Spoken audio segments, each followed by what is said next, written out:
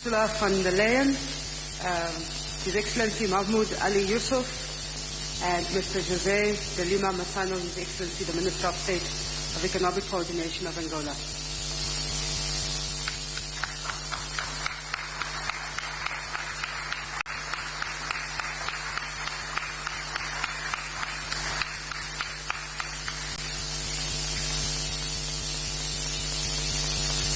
Please give them another round of applause.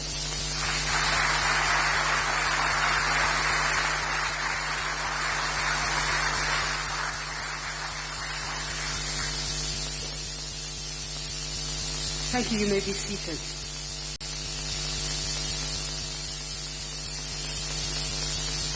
Could I ask that the members of the media please give us a moment so that we can start our program?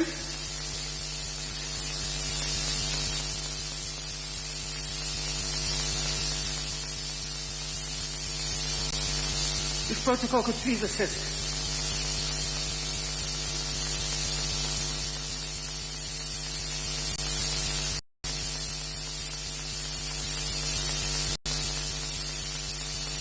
Your Excellency Ursula von der Leyen, President of the European Commission, Your Excellency Mahmoud Ali Yusuf, Chairperson of the African Union Commission, Your Excellency Mr. José de Lima Massano, Minister of State of Economic Coordination of Angola, Your Excellency Robert Mambe, Prime Minister of Cote d'Ivoire, Your Excellency Luís Montenegro, Prime Minister of Portugal, Your Excellency Dick Schoof, Prime Minister of the Netherlands, Your Excellency Nina Larsson, Minister for Gender Equality of Sweden, representing the Prime Minister of Sweden, Your Excellency George Santos, Minister of Sea, also representing the Prime Minister of Cape Verde, all country representatives from the EU and AU, all the ministers from Angola represented here this morning, all ministers in the room, representatives of the diplomatic corps based in Angola, and those who traveled here to be at the business forum,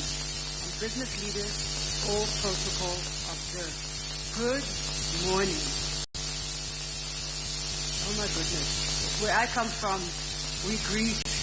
Good morning. Good morning. My name is Margaret Celeste Gustavo. I'm the Executive for Competitiveness and Branding at the Namibia Investment Promotion and Development Board.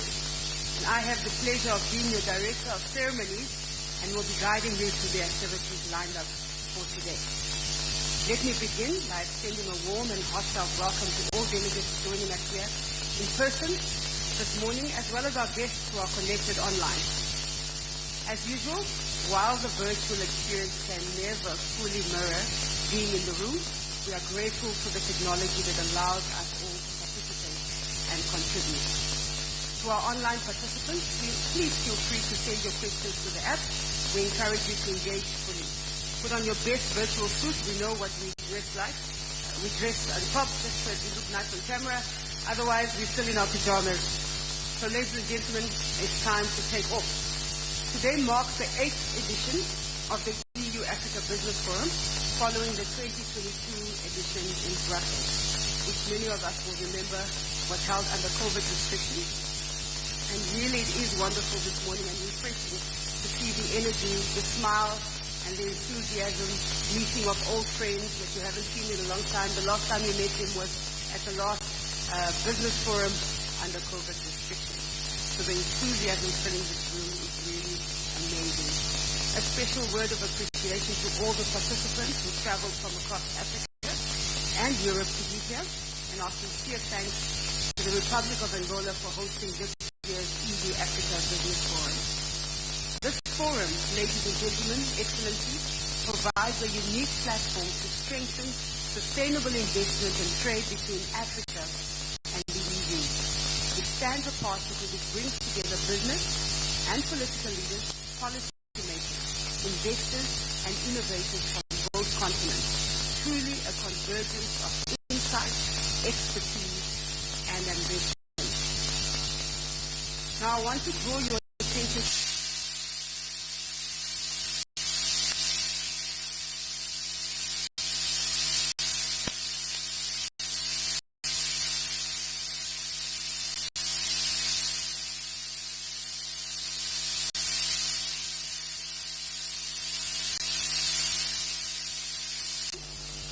well as Mr. Yusuf. They will officially open the event. After that, please stay for the high-level panel on investment in Africa, led by my fellow Namibian, Ms. Paulina Elago. This will be followed by a presentation on investing in young businesses in Africa.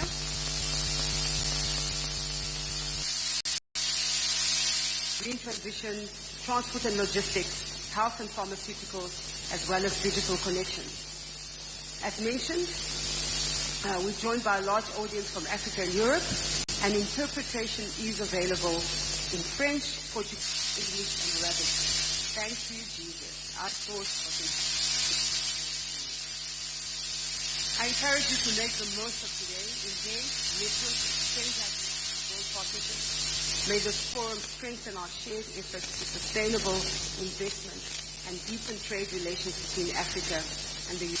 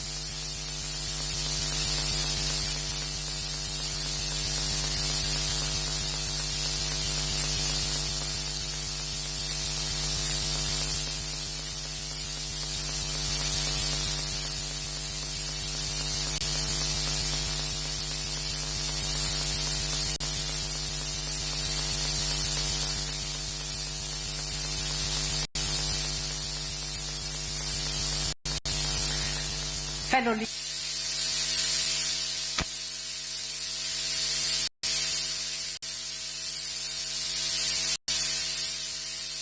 between Africa and Europe without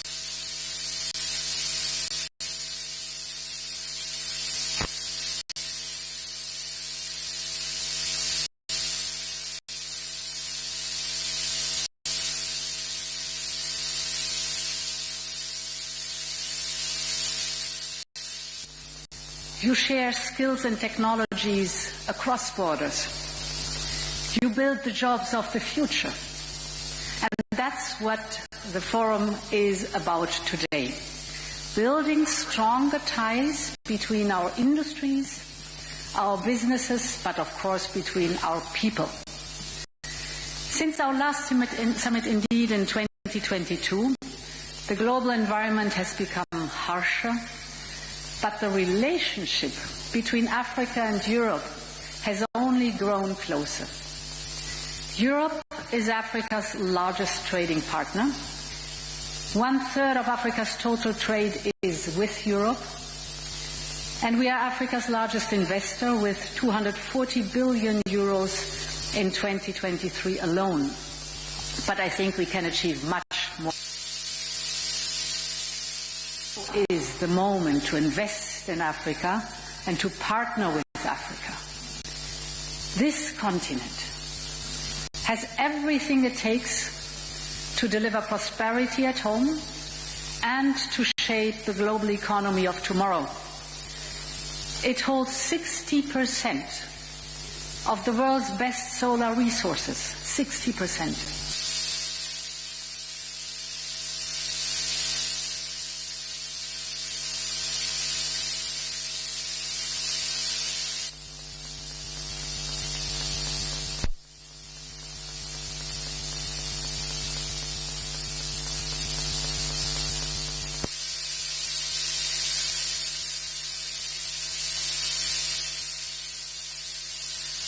That build value locally rather than extracting it. that strengthen industrial capacity rather than create a dependence on imports, that boosts local jobs rather than outsourcing them. And this is the partnership that Europe is putting forward, strong and mutual beneficial, one that helps communities and industries on both continents to thrive. At the heart of this investment agenda is Global Gateway. When we launched it, we committed to investing 150 billion euros in Africa by 2027.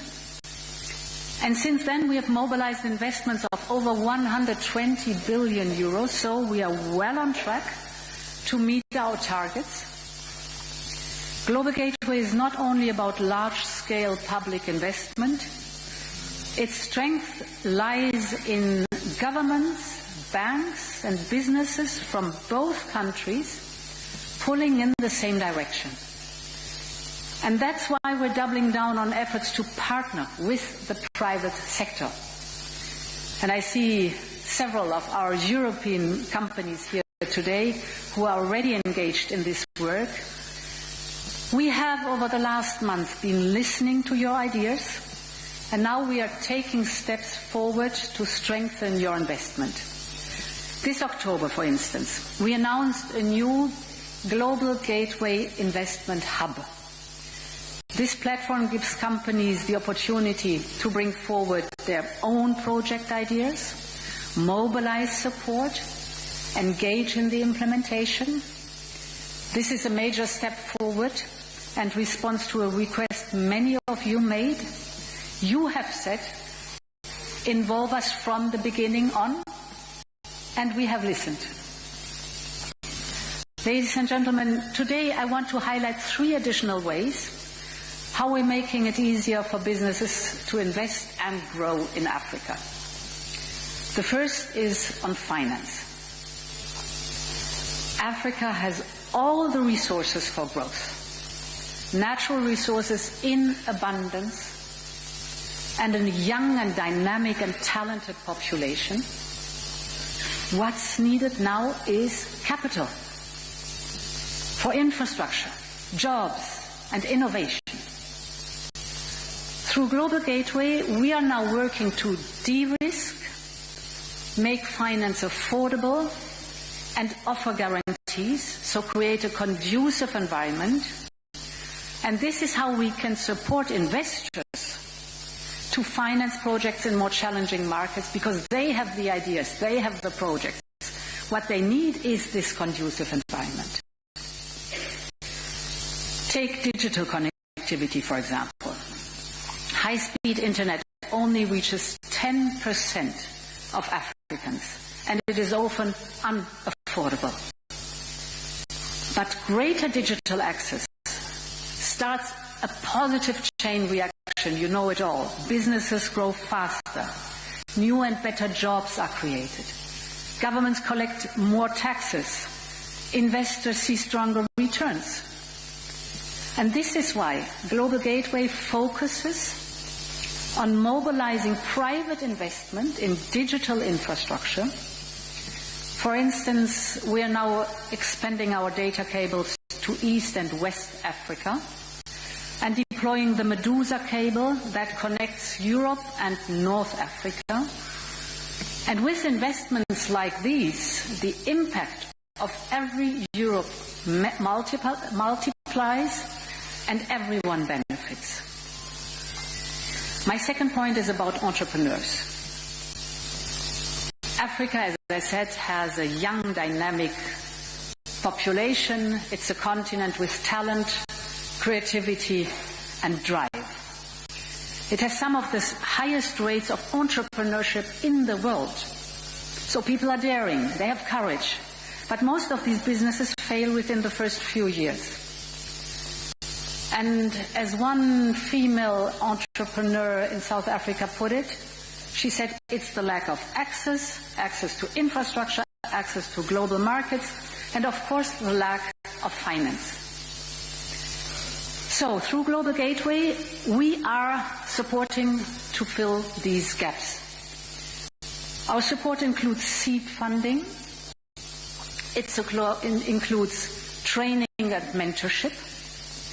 We connect young businesses to local value chains and regional market, because when entrepreneurs are given the tools to scale, they create better jobs, greater investment, more innovation. And ladies and gentlemen, my third point is on regional integration. As a startup becomes a scale-up, it needs room to grow. It needs supplies, investors, and talent.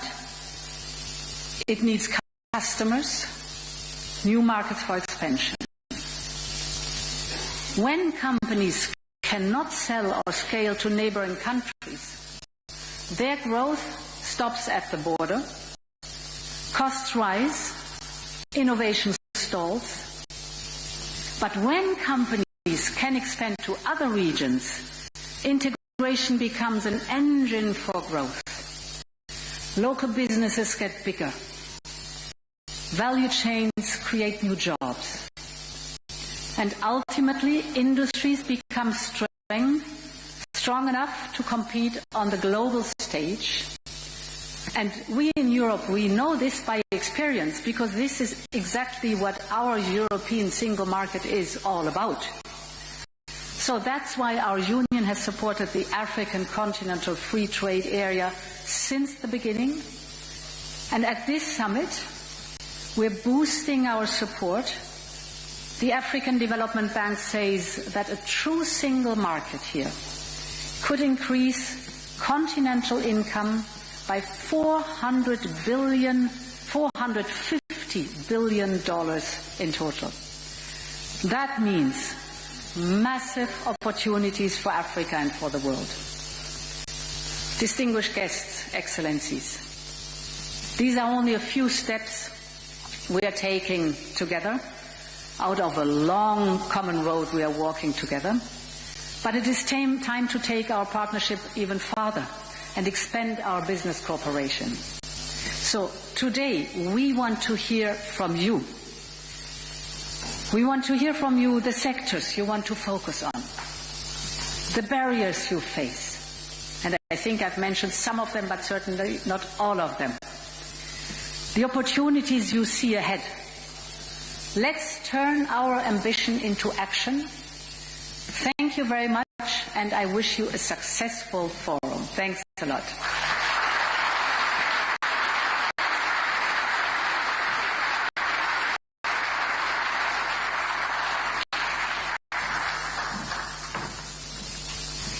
Thank you, Your Excellency. 3 points that Her Excellency mentioned: finance, de-risking finance, financing, offering affordable finance, financing projects in Africa, and also through using digitalisation to do so. The second point I heard was entrepreneurship. Yes, people in Africa are very daring and courageous, and that mentorship and training and creating access to markets really will be tools to scale business in Africa. And then regional integration, so very important. Thank you very much, Your Excellency.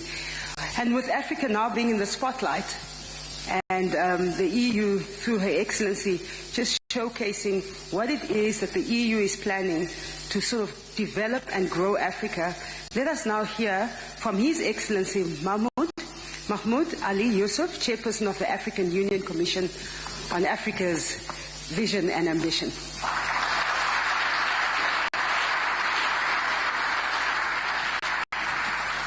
Excellences, Mesdames et Messieurs les Premiers ministres, Excellences, Mesdames et Messieurs les ministres, Excellences, Madame la Présidente de l'Union européenne, de la Commission de l'Union européenne, Mesdames et Messieurs, membres des communautés d'affaires, permettez-moi de vous souhaiter la bienvenue à ce forum d'affaires, l'occasion de rappeler l'importance du partenariat entre le secteur privé et le secteur public.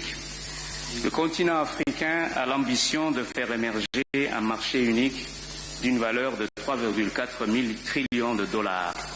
Le continent africain connaît une période en ce moment de transformation significative. Tout un système favorable aux investissements se met progressivement en place.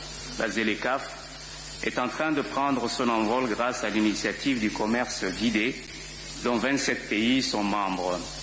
Il y a 2 ans, son protocole sur les investissements a été adopté. L'Union africaine a également mis en place le cadre politique et juridique pour la promotion des start-up. Mesdames et Messieurs, l'agenda 2063 dispose des instruments tels que le programme d'entrepreneuriat de l'Union africaine. À cela s'ajoute la plateforme virtuelle sur les investissements. Le continent africain dispose par ailleurs du programme africain pour le développement des infrastructures, à travers des corridors logistiques, des réseaux énergétiques et un système bancaire financier performant en pleine évolution. Notre continent est particulièrement intéressé par des investissements dans le cadre du compact avec l'Afrique.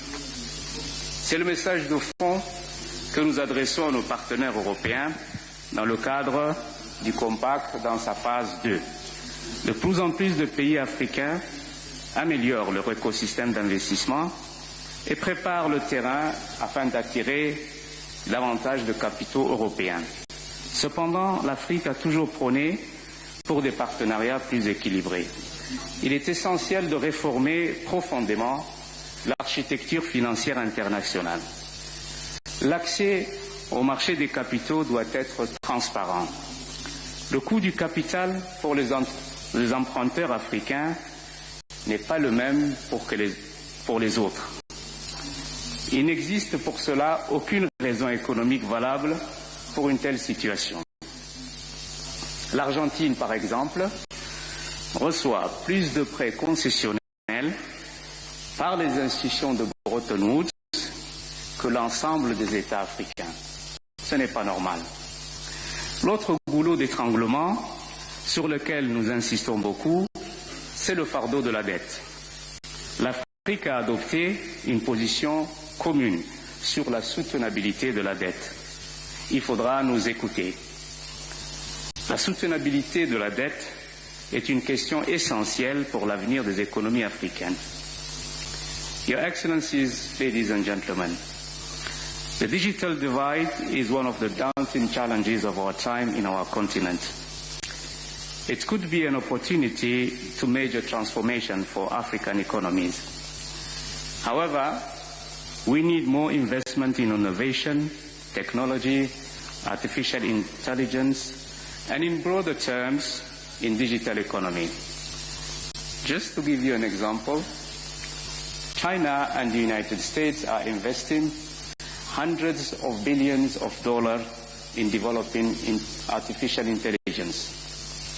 We don't have that money on the continent. So we need your support, because developing together will certainly be more beneficial to all of us, instead of the narrow-minded, positioning in terms of protectionism and also selfishness, if I can say that word. There is no doubt that the African continent will be the powerhouse of global growth in the coming decades. For that purpose, we need to invest together in those high-value addition sectors. Madam, the President of the Commission said that the Global Gateway is really the future for that partnership between Africa and the European Union. We believe in that, but we also need more deliverables. We need more European companies, investors to come to the continent, because it will be first and foremost in the best interest of those companies to invest in Africa. With 2.5 billion inhabitants by 2050, most of them are young. The manpower is on the continent. The resources are in the continent. The future of the world is in this continent. I thank you.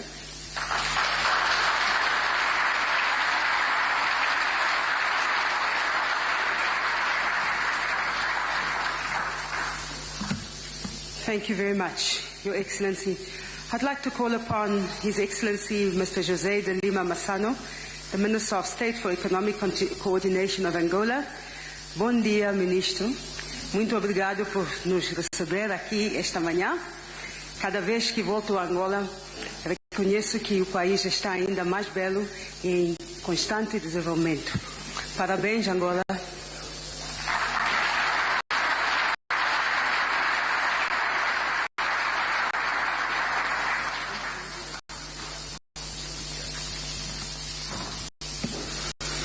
I think that Margaret Gustavo, she deserves another round of applause. Say that's fantastic in Portuguese.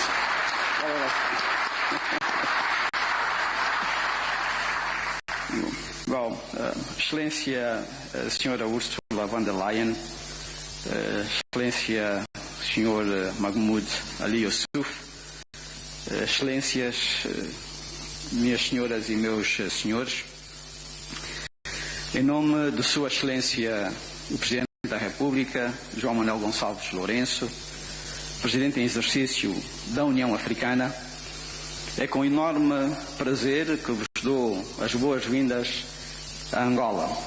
É uma grande honra receber-vos na nossa capital, Luanda, para o Fórum Empresarial União Africana, União Europeia, que se realiza à margem da 7ª Cimeira União Africana, União Europeia, no ano em que celebramos 25 anos de parceria formal entre as duas uniões e em que Angola comemora 50 anos de independência nacional.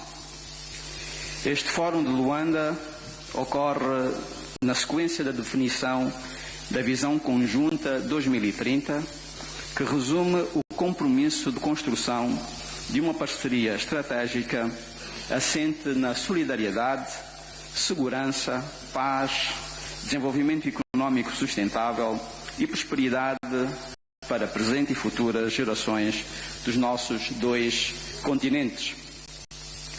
Nestes 2 dias vamos continuar o diálogo e avançar na implementação dessa visão conjunta para ligar capital à oportunidade, ideias à inovação e ambição à implementação, particularmente nos setores da energia, infraestruturas, saúde e educação, corredores digitais, todos estes vitais para o bem-estar das nossas populações e que serão aprofundadas durante este encontro.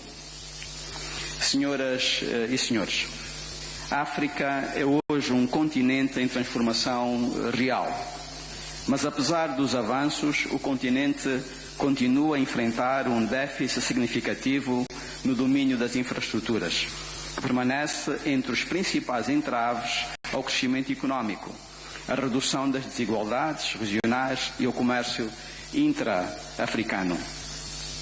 E neste contexto que saudamos vivamente iniciativas como a Global Gateway, por assumirem compromissos firmes com a mobilização de recursos para o investimento em infraestruturas que criam oportunidades, congregam investidores, ampliam mercados e consolidam a integração económica de modo amplo e diversificado, como é o caso do corredor do Lobito, um eixo regional conectando Zâmbia, República Democrática do Congo e Angola, com potencial para movimentar mais de 20 milhões de toneladas de carga por ano, transformar a dinâmica comercial continental entre o próprio Atlântico e o interior, de criar novos corredores de desenvolvimento económico. Sabemos que são ainda muitos os desafios, mas também as oportunidades, pelo que é importante o engajamento direto da comunidade empresarial e financeira europeia e africana em parcerias mutuamente vantajosas, que nos permitam mais rapidamente responder às necessidades de um continente maioritariamente jovem, por natureza dinâmico e de reconhecido potencial no mercado global de cerca de 1,3 mil milhões de habitantes. Excelências, senhoras e senhores, Angola está a escrever a sua narrativa económica, transcrevendo para uma economia mais diversificada e integrada, regional e internacionalmente. E afirmamos por isso o nosso interesse na cooperação internacional, no investimento conjunto e no diálogo construtivo. Continuaremos empenhados em construir um futuro melhor para os nossos cidadãos e para acrescentar valor como um ator regional e global, estando certos que refletimos também aqui o desejo e o percurso dos países representados neste importante fórum empresarial. Uma vez mais, muito obrigado por estarem conosco e desfrutem do calor humano e acolhedor de todos os angolanos. Muito obrigado.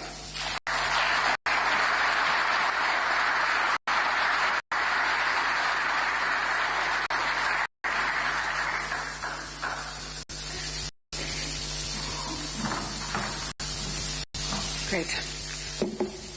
Ladies and gentlemen, if we could please rise. I believe we have Her Excellencies, and His Excellency. They will be leaving now for other engagements, as I mentioned earlier on. So thank you very much, Your Excellencies. Thank you so much for coming and joining us this morning. We wish you well for the rest of the day.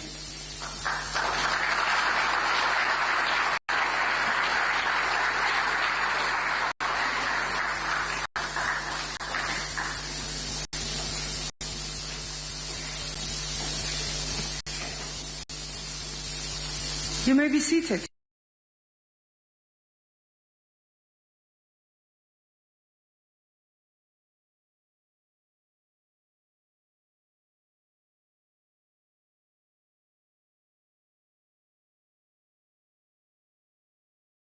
Heard what the ambitions are from Africa as well as the EU.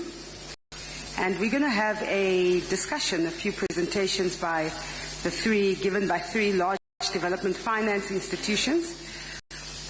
We are curious to hear how they, as financial investors facilitating investment, see the way forward to scale up investment by AFR and the EU companies in critical sectors for both Africa and the EU. So I want to welcome Mrs. Odile Renaud-Basso.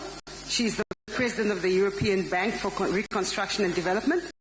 Mr. Sidi Ould-Tah, President of the African Development Bank Group, as well as Mr. Ambroise Fayole, Vice President of the European Investment Bank.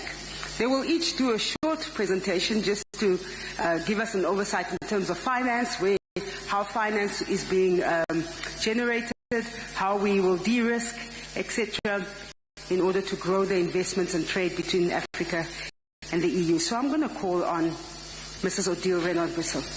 Give her a warm round of applause.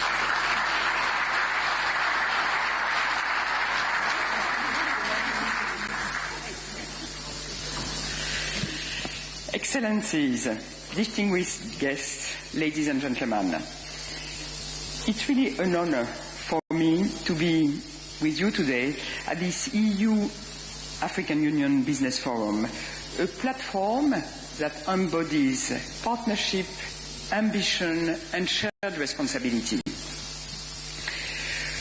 Prosperity is not only a goal, it is a strategic imperative for both Africa and Europe.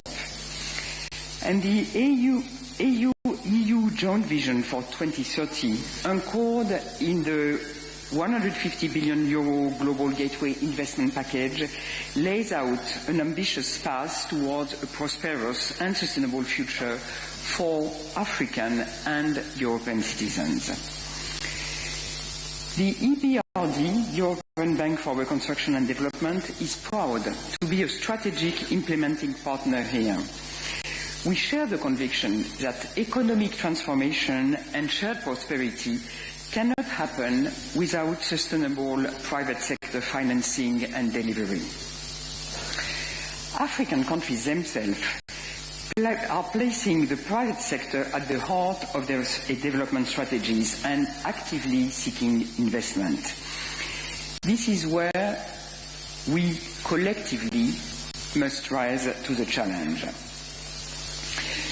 Africa's private sector development needs and opportunities are vast, yet bankable projects remain limited.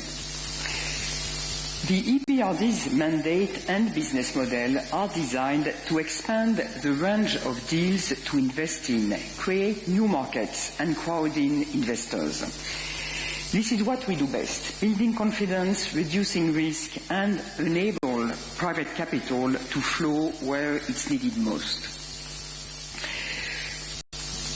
The EBRD works across 3 continents, including Africa, with an overriding focus on the private sector, which represents between 75 and 80% of our annual investment. And we already have a strong track record in North Africa.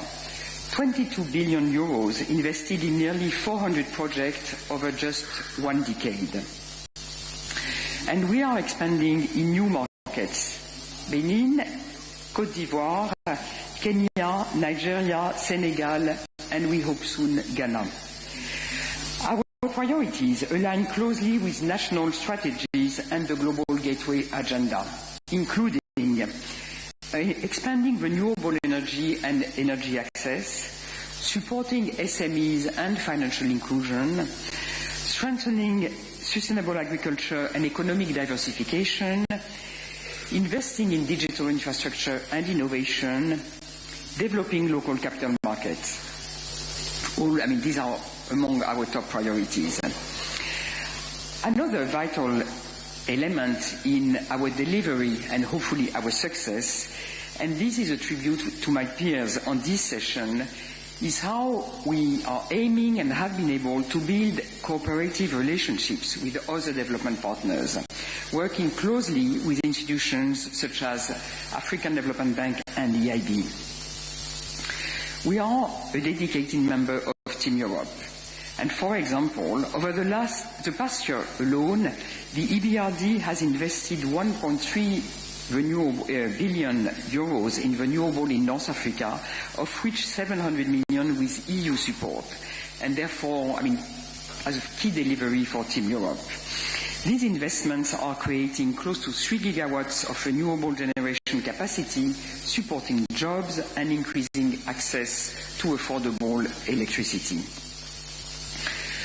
To achieve these ambitions, we offer a broad suite of instruments: debt, equity and guarantee, tailored to diverse project needs. We deploy innovative risk mitigation tools such as our Green Economy Financing Facility. There, for example, we help local banks finance green technologies through an unfunded risk participation coupled with technical assistance. Our capacity is further enhanced by donor funding and EU guarantees, which de-risk investments and mobilize private capital. We also provide local currency financing and work to strengthen capital markets. For example, in Morocco, a few years ago, we supported the city of Agadir's local currency bond issuance, providing resources for green and inclusive urban development. Financing is essential, but it's not alone. It's not enough. It must be paired with policy reform and an enabling environment. And the EBRD combines investment with policy dialogue and technical support to reinforce our impact by creating an enabling environment for sustainable private sector development. Let me take the example of Egypt's renewable sector. We've been supporting the Egyptian government in meeting their renewable energy targets through policy dialogue, technical advice and investment through a country-led platform, the NWEFE program.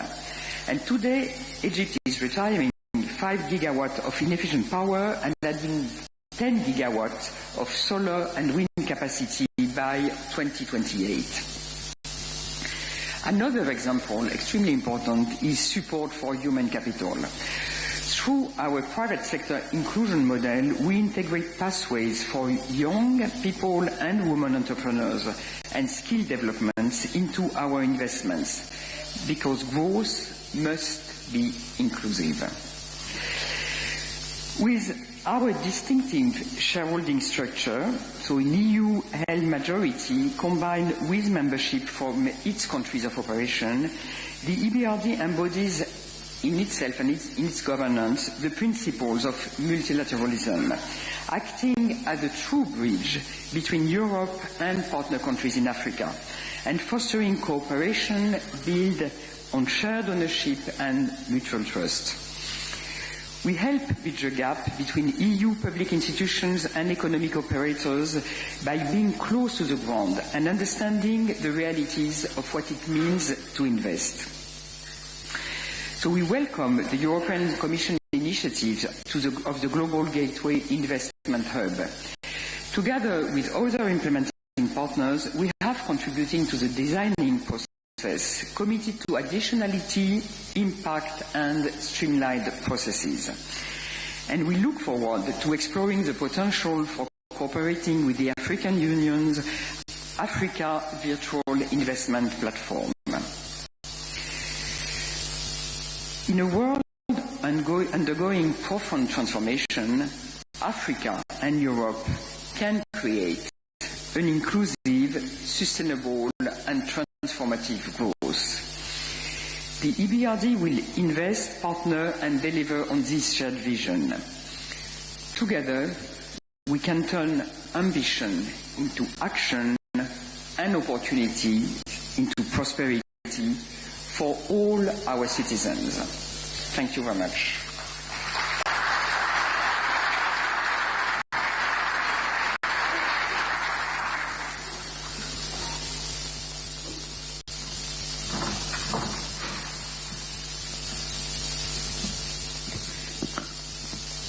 Thank you, Mrs. Basso. I'm going to call on Mr. Sidi Ota, President of the African Development Bank, on their views in terms of financing, as was mentioned by Her Excellency.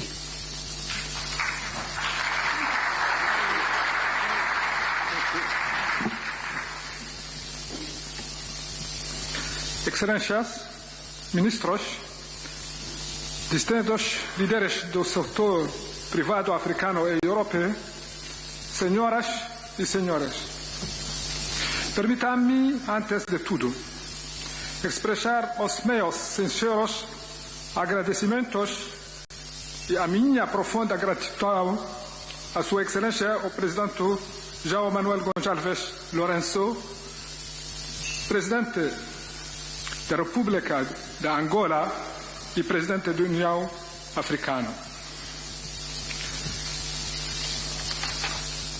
Excellences, Mesdames et Messieurs, c'est un honneur de prendre part à cet important forum au moment où le partenariat entre l'Afrique et l'Europe s'apprête à embrasser une ambition renouvelée. Ce forum d'affaires ne se limite pas à un simple cadre d'échange, il nous offre l'occasion d'avancer un agenda commun de croissance, de stabilité et d'opportunité fondé sur le respect mutuel et un objectif partagé. Dans un monde qui évolue à une vitesse remarquable, les choix que nous faisons ensemble influenceront non seulement l'avenir de nos deux continents, mais également la trajectoire de l'économie mondiale. L'Afrique est en passe de devenir le prochain moteur majeur d'investissement et de croissance au niveau mondial. Avec une économie évaluée à 3 300 milliards de dollars, appelée à doubler d'ici 2040, et la plus grande population en âge de travailler, une force de travail qui sera, à partir de 2035, supérieure à la Chine et à l'Inde combinées, le potentiel est immense. La transition énergétique ouvre des opportunités sans précédent. Plus de 2,8 milliards de dollars d'infrastructures vertes, des ressources renouvelables de classe mondiale et des minéraux critiques essentiels aux batteries, aux véhicules électriques et aux technologies industrielles avancées. Parallèlement, la zone de libre-échange continentale africaine, la ZLECAf, jette les bases d'un marché intégré majeur. L'Afrique est l'endroit où les rendements à long terme rencontrent une valeur stratégique globale. Mais l'existence d'opportunités ne suffit pas. Les entrepreneurs africains et européens nous le disent clairement. L'Afrique ne manque pas d'opportunités, mais de structures d'investissement bancaires. Il demande de la prévisibilité, une meilleure protection contre les risques d'échange et les risques politiques, une préparation plus rapide des projets, des garanties évolutives et des mécanismes de financement mixtes. Par-dessus tout, ils veulent des institutions de confiance capables de coordonner la chaîne d'investissement. En tant que président du groupe de la Banque africaine de développement, depuis le 1er septembre de cette année, c'est précisément là où je veux mener le groupe à travers les 4 points cardinaux. Le premier point cardinal a trait à la mobilisation massive de ressources financières pour financer le développement de l'Afrique. Le deuxième point cardinal est relatif à la réforme de l'architecture financière africaine pour plus de synergie et d'interaction entre les acteurs financiers africains, une plus grande mobilisation de l'épargne africaine. Troisième point cardinal est relatif à notre démographie. Nous devons utiliser notre démographie pour faire de l'Afrique la prochaine puissance économique mondiale. Le quatrième point cardinal est relatif à la construction d'infrastructures résilientes et la transformation sur le sol du continent africain de nos matières premières. Au centre de nos priorités figure la modification du profil de risque de l'investissement en Afrique, afin que les capitaux puissent circuler avec plus de confiance et de rapidité. Nous bâtirons pour cela le premier écosystème continental de garantie, conçu pour les chaînes de valeur et les programmes nationaux et non pour des projets isolés. Nous remplacerons l'actuel système d'instruments morcelés par un système cohérent qui crée de la prévisibilité, protège les investissements et accélère les investissements transformateurs. Une autre priorité est de constituer un pipeline à la hauteur des ambitions africaines. Les investisseurs veulent des projets bien préparés, bancables et de grande envergure. Nous œuvrerons pour réorienter nos opérations afin de soutenir le développement du pipeline de concept à la clôture dans les secteurs souverains et privés. Nous allons aussi renforcer notre écosystème de préparation de projets afin de garantir des études plus solides, un meilleur cadrage et des délais plus prévisibles. La nouvelle architecture financière africaine vise à doter l'Afrique des instruments financiers et de la coordination nécessaire afin de permettre de mutualiser la puissance financière africaine, coordonner le financement climatique et infrastructurel, réduire la prime de risque systémique du continent et déployer de manière stratégique les garanties et les capitaux hybrides et les titrisation. L'Europe est au cœur de cet effort. Les pays européens détiennent plus de la moitié des droits de vote non régionaux de la Banque africaine de développement. Ils constituent aussi l'ossature du Fonds africain de développement dont ils sont les principaux donateurs. La Commission européenne a déjà fourni plus d'1 milliard d'euros de subventions via notre accord cadre financier au bénéfice de 200 millions de personnes. Nous travaillons en étroite collaboration avec la Banque européenne de reconstruction et de développement, la présidente Odile vient de le dire, et nous travaillons aussi avec la Banque européenne d'investissement, et je suis sûr que mon ami Fayol en dira quelques mots tout à l'heure. Excellencies, ladies and gentlemen, let me speak plainly. Africa must industrialize. New regulatory frameworks, from the Critical Raw Materials Act to the Carbon Border Adjustment Mechanism and Global Gateway, will profoundly shape this partnership. They can accelerate shared industrialization. The opportunity is to turn them into catalysts for joint investment, deeper integration, and transformation. If you align our ambitions, Africa and Europe can build far more than trade flows. gigafactories, battery and electric vehicle ecosystem, agro-industrial platforms, and green hydrogen value chains, alongside strong digital integration and regional corridors that define future supply chains. This is a moment to embrace a new model, made in Africa with Europe. Now allow me to turn to a pillar that is absolutely central to Africa's investment future, the African Development Fund, and in particular, the success of its 17th replenishment. Without a strong replenishment, Africa will simply not have the concessional resources required to deploy the instruments that make private sector and private investment possible. The instruments that de-risk, that stabilize, and that turn opportunity into bankable projects. Europe has historically been the backbone of the African Development Fund. Your leadership, your consistency, and your confidence in this institution have shaped the fund's impact for over half a century.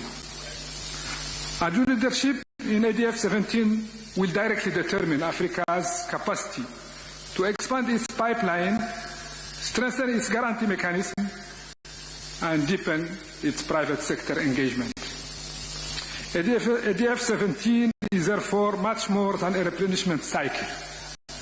It is the fuel for the private sector transformation we are discussing in this forum, and the foundation upon which risk mitigation, infrastructure investment, and new industries will stand. Supporting ADF 17 means supporting a more competitive, more resilient, and more prosperous Africa. Senhoras, esta reunião representa uma oportunidade importante para reforçarmos a cooperação entre a África e a Europa, promovermos investimentos produtivos e criarmos novas oportunidades para os nossos povos. Acredito fermamente que o diálogo franco e o trabalho conjunto nos permitirão avançar com confiança rumo a futuro de paz, progresso e prosperidade partilhada. Muito obrigado.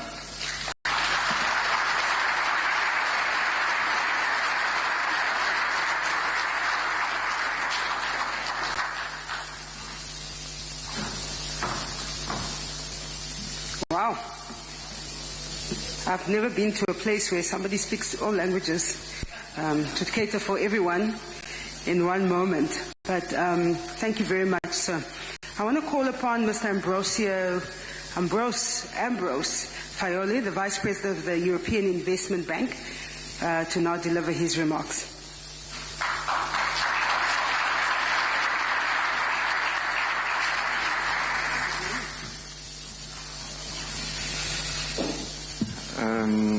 Excellences, Mesdames et Messieurs, bonjour à tous.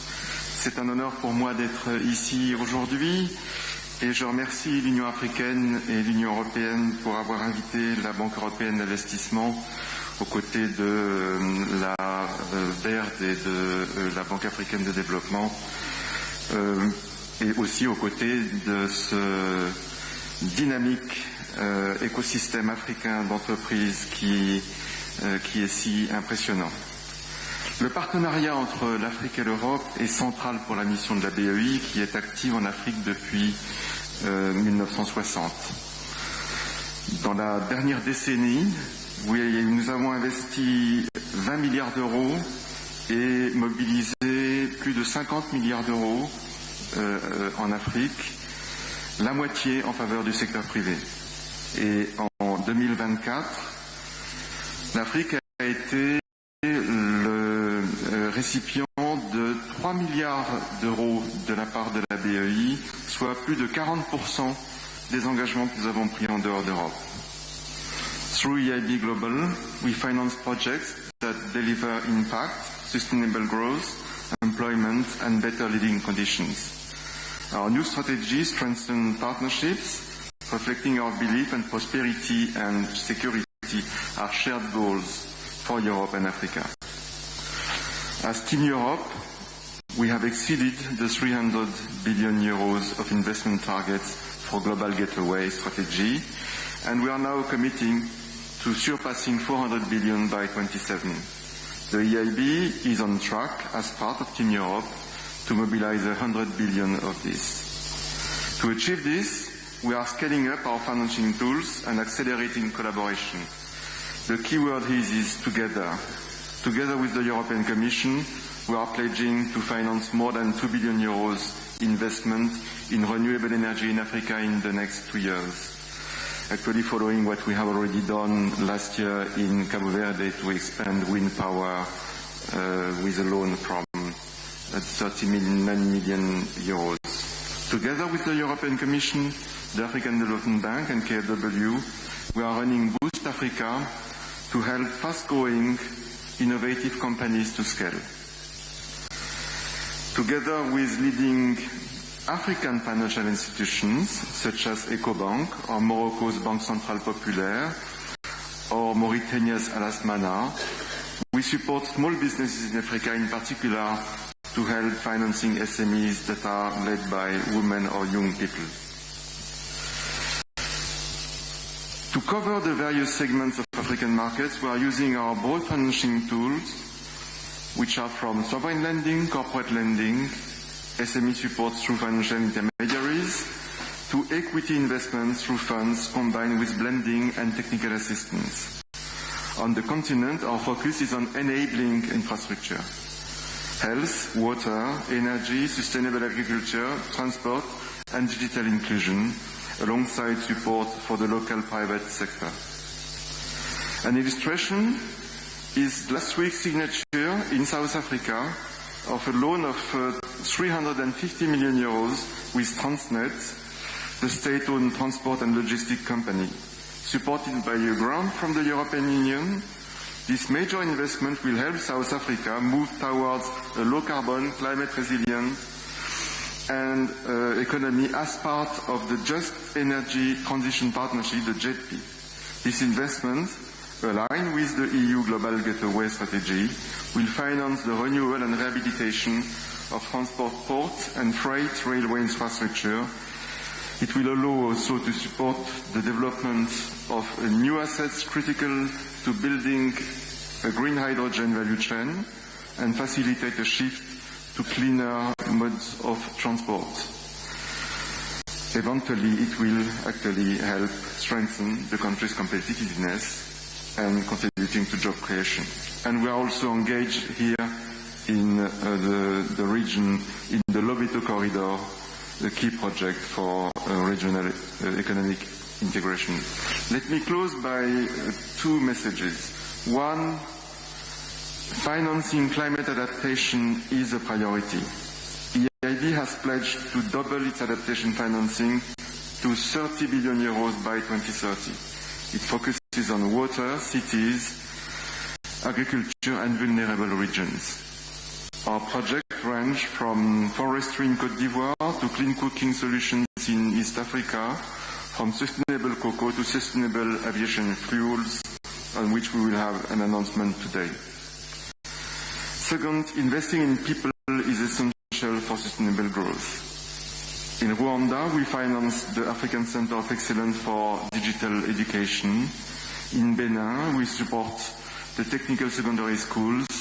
Here in Angola, we have invested 50 million euros in vaccination campaign for fighting against HPV. Clearly, Africa and Europe share a common destiny. By joining forces and investing in concrete, high-impact projects, we can build a future based on shared prosperity, stability, and sustainability, and we are very proud at EIB to be part of this momentum. Let me finish by saying that as this forum is an amazing opportunity for networking, I encourage all of you to meet our EIB team present at the Business Forum to explore new ways of cooperation. Thank you very much.